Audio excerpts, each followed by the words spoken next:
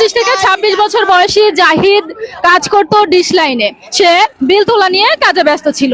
এবার এই ঈদকে ঘিরে পরিবারকে ভালো রাখতে হয়তো বা সেও আর 5 জনের মতোই কিন্তু সবকিছু সাজিয়েছিল, সবকিছু ঠিক ছিল। সে তার স্ত্রীর সাথে শ্বশুর বাড়িতেও গিয়েছিল, কিন্তু তারপর থেকেই নিখোঁজ জাহিদ।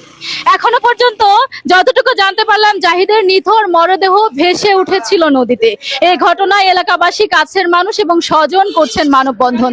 তারা দাবি করছেন ঘটনাটা অবশ্যই একটি হত্যাকাণ্ড।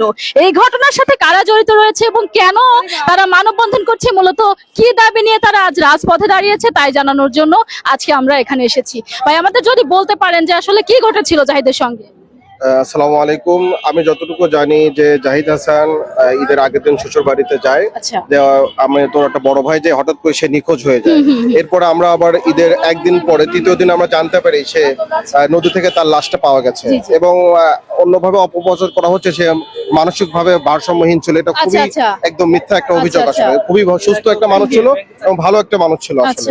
এবং এর সঠিক তদন্ত এবং এর হত্যার বিচারকাণ্ড আমরা সবাই চাই।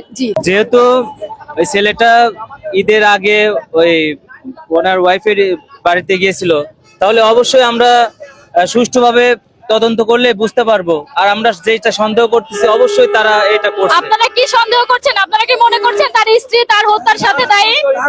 হ্যাঁ, এটাই তো আসে। কারণ সেখানে গিয়ে সেখান থেকে তো নিখোঁজ হয় এবং তাদের সাথে পূর্বেও বিবাদ ছিল। আচ্ছা, জাহিদের স্ত্রী যদি এই ধরনের একটা নেককারজনক ঘটনা ঘটিয়ে থাকে তাহলে অত্যন্ত দুঃখজনক। ভাই, এই বিষয়টা কিভাবে দেখছেন? জাহিদের কি কোনো মানসিক সমস্যা ছিল? না, আমি এই চাটমোহর রেলবাজার বণিক সমিতির প্রচার সম্পাদক এবং দায়িত্বে আছি। আমি যতটুকু জানি জাহিদ সারাদিন ইন্টারনেট এবং আপনি হলো ডিশের লাইনের বিল বাড়িতে বাড়িতে উঠাতো এবং আমরা যতটুকু খবর নিয়েছি প্রত্যেকটা বাড়িতে গিয়ে সে সালাম ছাড়া কথা বলতো না, সালাম কালাম ছাড়া কথা বলতো এবং সে অত্যন্ত ভদ্র নম্র একটা ছেলে ছিল। তার যে জিনিসটা আসলে মূলত তাকে যে বিভিন্ন মিডিয়া, প্রিন্ট মিডিয়া বা বিভিন্ন পত্রিকায় আসছে, যে ফেসবুকে আসছে যে সে আসলে মানসিক একটু সমস্যা ছিল, আসলে আদৌ এটা সঠিক নয়। সঠিক তথ্যটা হলো সে সারাদিন ডিশের লাইনের ইন্টারনেটের বিল বাড়িতে বাড়িতে গিয়ে উঠাতো এবং আমাদের বণিক সমিতিতে একটা নাইট গার্ড সংকটে থাকার কারণে, তার অর্থ কষ্টের কারণে সে বলছিল যে আমি হচ্ছে নাইট গার্ডের ডিউটি করব। বিধায় সে কিছুদিন আমাদের নাইট গার্ডের ডিউটি সে আমাদের এই বণিক সমিতির অধীনে করেছে। করার ফলশ্রুতিতে রাত্রেও সে ঘুমায় না, দিনে সে বাড়ি বাড়ি গিয়ে ইন্টারনেটের বিল তোলার কারণে দেখা যাচ্ছে দিনেও ঘুমায় না, রাত্রেও ঘুমায় না। এই যে তার একটা আসলে না ঘুম হওয়ার কারণে একটা সাধারণ সুস্থ মানুষও যদি ঘুম না পারে তাহলে তার কিন্তু আসলে অ্যাবনরমালি বা কথা কম বা অন্যরকম মানে মেন্টালিটি কাজ করে। এটাই মূলত আসলে তার সমস্যা। সে আসলে আদৌ কোনো সে কোনো মানসিক প্রতিবন্ধী রোগী ছিল না এবং সুন্দর এবং ভালো। তার মতো কোনো ছেলে, এত নম্রভদ্র ছেলে আছে কিনা আমাদের জানা নাই।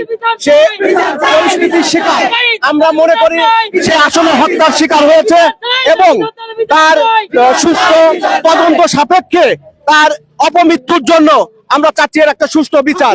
প্রশাসনের প্রতি আমরা দৃষ্টি আকর্ষণ করছি।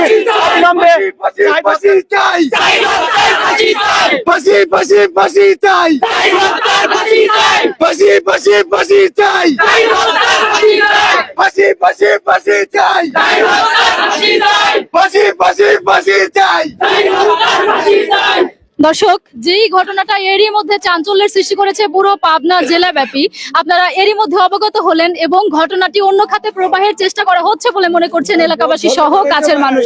এলাকাবাসী বলছেন জাহিদকে পাগল প্রমাণিত করার চেষ্টা করা হচ্ছে, তাকে বিভিন্ন ভাবে মৃত্যুর এই ঘটনাটা যেন ঢাকা পড়ে তার জন্য সোশ্যাল মিডিয়া হোক বা মানুষের মুখে